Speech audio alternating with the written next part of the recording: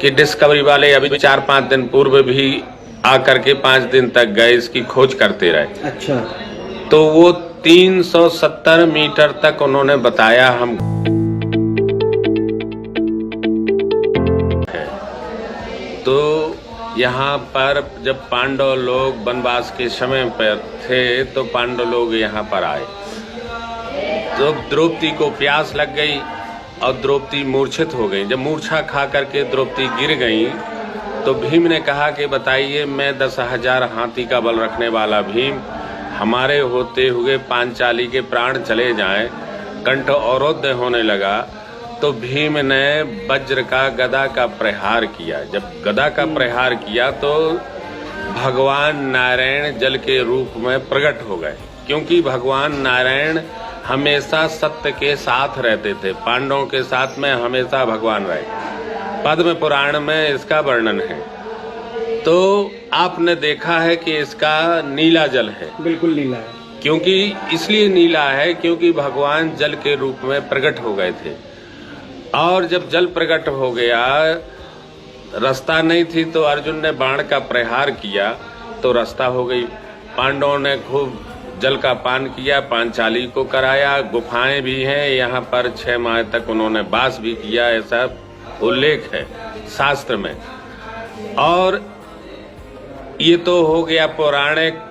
और ऐतिहासिक रूप में भीम कुंड इतना गहरा कुंड है कि डिस्कवरी वाले अभी 4-5 दिन पूर्व भी आकर के 5 दिन तक गए, इसकी खोज करते रहे। अच्छा। तो वो 370 मीटर तक उन्होंने बताया हम गए। सिलेंडर लगा के 50-50 लीटर के सिलेंडर ले करके वो गए। 5 घंटा, कोई 8 घंटा में ऐसे निकलते थे। और उन्होंने 5 दिन तक इस पर यहाँ के छतरपुर कलेक्टर साहब भी थे। अच्छा। उनके परमिशन के जब प्राप्त होता है तभी हम जाने देते हैं। अगर परमिशन ना हो तो हम किसी को प्रवेश नहीं देते हैं कुंड के अंदर। दर्शन कर सकते हैं, स्नान कर सकते हैं, मगर गोताखोरी हम लोग बिना परमिशन के प्रवेश नहीं देते। और भारत में नहीं, पूरे विश्व में कहीं भी सुनामी लहर आती है तो कुंड में भी आ जाती है और बादल जैसा गरजने लगता है पानी, और 10 फीट ऊपर उछाल मारने लगता है। तो ये जब पूर्व में सुनामी आई थी तब यहाँ का मैंने सुना था कि यहाँ पे एकदम ऊपर सीढ़ियों तक आ गया था पानी। अपने आप उबाल मारते हुए चला आता है पानी और बादल जैसी। रहस्यमय मंदिरों के बारे में तो हम अक्सर कोई ना कोई स्टोरी शेयर करते ही रहते हैं, लेकिन आज हम एक कुंड की बात कर रहे हैं जो काफी रहस्यमयी है। इसका जल स्रोत क्या है, इसकी गहराई कितनी है, इस बारे में कई प्रयास किए गए हैं, लेकिन सबका नतीजा सिफर रहा। यह कुंड है भीम कुंड, जो कि मध्य प्रदेश के छतरपुर जिले में है। तो आइए इसके बारे में विस्तार से जानते हैं। भीम कुंड को लेकर एक कथा मिलती है कि महाभारत काल में अज्ञातवास के दौरान पांडवों एक वन से गुजर रहे थे। उसी समय द्रौपदी को प्यास लगी। तब 5 भाइयों ने आसपास पानी की तलाश की, लेकिन कहीं भी पानी का कोई स्रोत नहीं मिला। कथा के अनुसार धर्मराज युधिष्ठिर ने नकुल को स्मरण कराया कि उसके पास यह क्षमता है कि वह पाताल की गहराई में स्थित जल का भी पता लगा सकता है। युधिष्ठिर का कथन स्वीकार करते हुए नकुल ने भूमि को स्पर्श करते हुए ध्यान लगाया।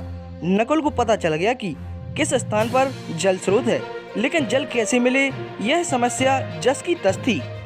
कथा के अनुसार जब द्रौपदी प्यास से व्याकुल हो उठी तो भीम ने अपनी गदा उठाई और नियत स्थान पर गदा से प्रहार किया।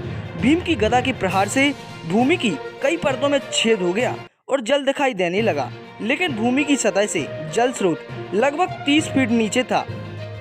इस स्थिति में युधिष्ठिर ने अर्जुन से कहा कि अब तुम्हें अपनी धनुर्विद्या के कौशल से जल तक पहुंच मार्ग बनाना होगा। यह सुनकर अर्जुन ने धनुष पर बाण चढ़ाया और अपने बाणों से जल स्रोत तक सीढ़ियां बना दी। धनुष की सीढ़ियों से द्रौपदी को जल स्रोत तक ले जाया गया। यह कुंड भीम की गदा से निर्मित हुआ था, इसलिए इसे भीम कुंड के नाम से जाना गया। भीम कुंड को लेकर मान्यता है कि इसमें स्नान करने वाले त्वचा संबंधी गंभीर से गंभीर बीमारियां ठीक हो जाती हैं। इसके अलावा कितनी भी प्यास लगी हो, इसकी 3 बूंदें ही सारी प्यास बुझा देती हैं। इसके अलावा जब भी देश में कोई बड़ा संकट आने वाला होता है तब इस जल कुंड का स्तर बढ़ जाता है, यानी कि आपदा का संकेत यह कुंड पहले ही दे देता है। भीम कुंड को लेकर मान्यता है कि यह एक शांत ज्वालामुखी है। इसकी गहराई की बात करें तो अब तक कई भूवैज्ञानिकों ने गोताखोरों द्वारा इसकी गहराई का पता लगाने का प्रयास किया, लेकिन किसी को भी कुंड का तल नहीं मिला।